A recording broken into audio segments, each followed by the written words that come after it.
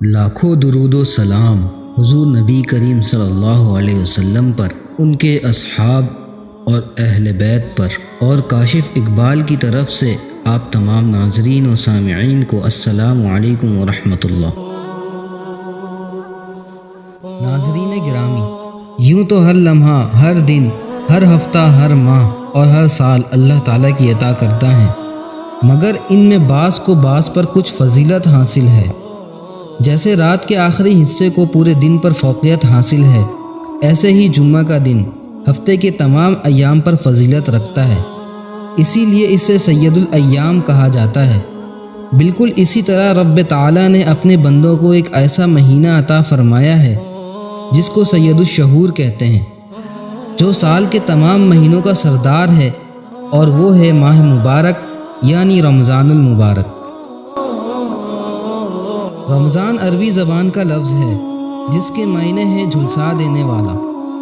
اس مہینے کا یہ نام اس لیے رکھا گیا کہ اسلام میں جب سب سے پہلے یہ مہینہ آیا تو سخت اور جھلسا دینے والی گرمی میں آیا تھا، لیکن بعض علماء کہتے ہیں کہ اس مہینے میں اللہ تبارک و تعالی اپنی خاص رحمت سے روزے دار بندوں کے گناہوں کو جھلسا دیتے ہیں اور معاف فرما دیتے ہیں، اس لیے اس مہینے کو رمضان کہتے ہیں۔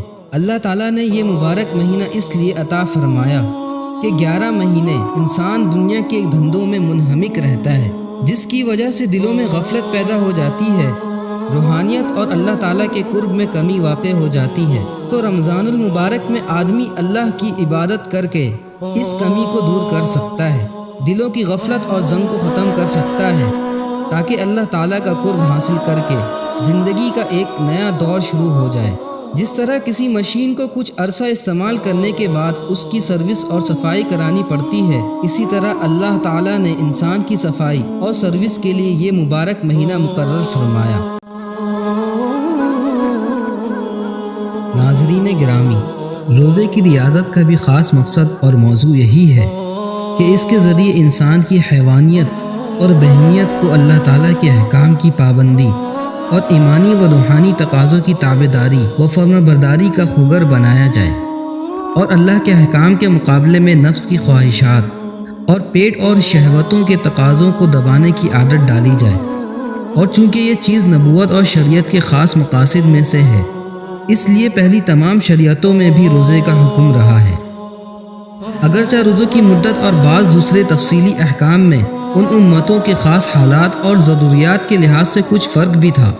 قرآن کریم میں اس امت کو روزے کا حکم دیتے ہوئے ارشاد فرمایا گیا ہے، اے ایمان والو، تم پر روزے فرض کیے گئے ہیں جس طرح تم سے پہلی امتوں پر فرض کیے گئے تھے۔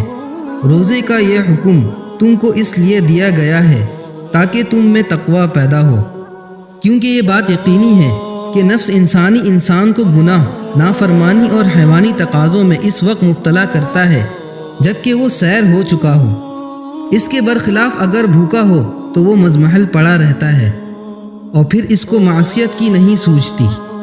روزے کا مقصد یہی ہے کہ نفس کو بھوکا رکھ کر مادی و شہوانی تقاضوں کو بروئے کار لانے سے اس کو روکا جائے، تاکہ گناہ پر اقدام کرنے کا داعیہ اور جذبہ سست پڑ جائے، اور یہی تقوی ہے۔ اس طرح بھی کہا جاتا ہے کہ عالم بالا کی پاکیزہ مخلوق فرشتے نہ کھاتے ہیں، نہ پیتے ہیں اور نہ بیوی رکھتے ہیں، جبکہ روزہ صبح صادق سے غروب آفتاب تک انہی 3 چیزوں کھانا، پینا اور جمع سے رکنے کا نام ہے۔ تو گویا اللہ تعالیٰ نے اپنے بندوں کو روزے کا حکم دے کر ارشاد فرمایا ہے کہ اے میرے بندو، اگر تم ان تینوں چیزوں سے پرہیز کر کے ہماری پاکیزہ مخلوق کی مشابہت اختیار کرو گے تو ہماری اس پاکیزہ مخلوق کی پاکیزہ صرف بھی تمہارے اندر پیدا ہو جائے گی۔ قرآن مجید میں ارشاد ہوتا ہے، وہ فرشتے خدا کی نافرمانی نہیں کرتے کسی بات میں جو ان کو حکم دیتا ہے، اور جو کچھ ان کو حکم دیا جاتا ہے اس کو فوراً بجا لاتے ہیں۔ رمضان المبارک وہ مہینہ ہے جس کی تیاری حضور صلی اللہ علیہ وسلم ماہ شعبان المعظم سے ہی کیا کرتے تھے۔ بہقی میں امام بہقی نے حضرت سلمان فارسی سے ایک روایت نقل کی ہے کہ حضور صلی اللہ علیہ وسلم نے ماہ شعبان کی آخری تاریخ کو ہمیں ایک خطبہ دیا۔ اس میں آپ صلی اللہ علیہ وسلم نے فرمایا، اے لوگو، تم پر ایک عظمت اور برکت والا مہینہ سایہ فگن ہو رہا ہے۔ اس مہینے میں ایک رات 1000 مہینوں سے بہتر ہے۔ اس مہینے کے روزے اللہ نے فرض کیے ہیں۔ اس مہینے کی فرض عبادت کا ثواب 70 فرضوں کے برابر ہے۔ یہ صبر کا مہینہ ہے، یہ ہمدردی اور غمخواری کا مہینہ ہے۔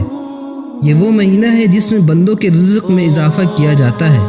اس کے بعد آپ صلی اللہ علیہ وسلم نے فرمایا، اس ماہ مبارک کا پہلا حصہ رحمت ہے، درمیانی حصہ مغفرت ہے اور آخری حصہ جہنم سے آزادی ہے۔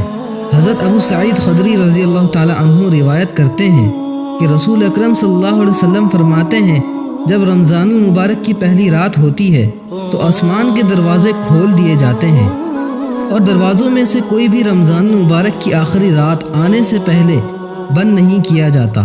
پھر جب روزہ دار پہلا روزہ رکھتا ہے تو اس کے گزشتہ سارے گناہ معاف کر دیے جاتے ہیں، اور اس روزہ دار کے لیے روزانہ صبح کی نماز سے لے کر غروب آفتاب تک 70,000 فرشتے اللہ تعالیٰ سے مغفرت چاہتے رہتے ہیں۔ حضرت عبداللہ بن مسعود رضی اللہ تعالیٰ عنہ رسول صلی اللہ علیہ وسلم سے روایت کرتے ہیں کہ آپ صلی اللہ علیہ وسلم نے ارشاد فرمایا، جب رمضان المبارک کی پہلی رات ہوتی ہے تو جنت کے دروازے کھول دیے جاتے ہیں اور دوزخ کے دروازے بند کر دیے جاتے ہیں اور سرکش شیاطین قید کر دیے جاتے ہیں، اور رمضان المبارک کے مہینے میں اللہ تعالیٰ روزانہ رات کو افطار کے وقت 60,000 آدمی جہنم سے بری فرماتے ہیں۔ جب عید الفطر کا دن ہوتا ہے تو اللہ تعالیٰ اتنی تعداد میں لوگوں کو جہنم سے بری فرماتے ہیں جتنی تعداد میں مجموعی طور پر پورے مہینے میں آزاد فرماتے ہیں، یعنی 60,000 30 مرتبہ، جس کی مجموعی تعداد 18 لاکھ ہوتی ہے۔ حضرت علی رضی اللہ تعالی عنہ سے روایت ہے کہ جب رمضان شریف کی پہلی رات ہوتی تو سرکار دو عالم صلی اللہ علیہ وسلم لوگوں کو خطاب کرنے کے لیے کھڑے ہوئے اور اللہ تعالیٰ کی حمد و ثنا کر کے ارشاد فرمایا، اے لوگوں، تمہاری طرف سے تمہارے دشمن جنات کے لیے خداوند تعالیٰ کافی ہیں، اور اللہ نے تم سے دعا قبول کرنے کا وعدہ فرمایا ہے۔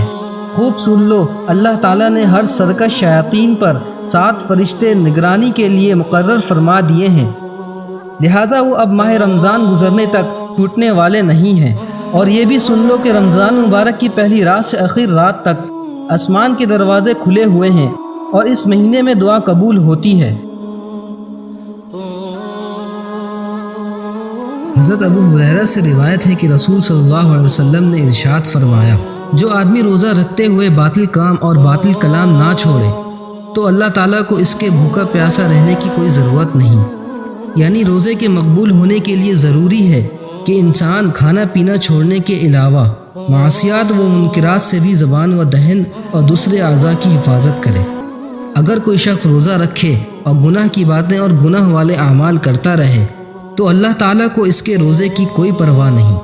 ان تمام احادیث شریفہ کا مدعا یہ ہے کہ روزے کے مقصد اور رمضان المبارک کی برکتوں اور رحمتوں کے حصول کے لیے معصیات و منکرات سے پرہیز نہایت ضروری ہے۔ اس کے بغیر تقوی کی سعادت مکمل نہیں ہو سکتی۔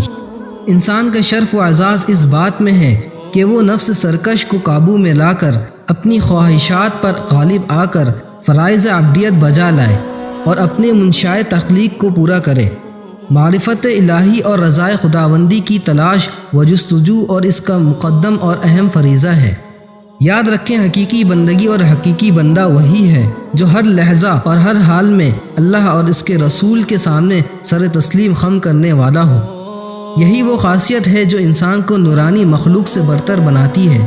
اللہ تعالی ہم سب کو اپنی رحمت سے ان تمام باتوں پر عمل کرنے کی توفیق عطا فرمائے، رمضان المبارک کی قدردانی کی توفیق بخشے اور اس بابرکت مہینے کے اوقات کو صحیح طور پر خرچ کرنے کی توفیق نصیب فرمائے۔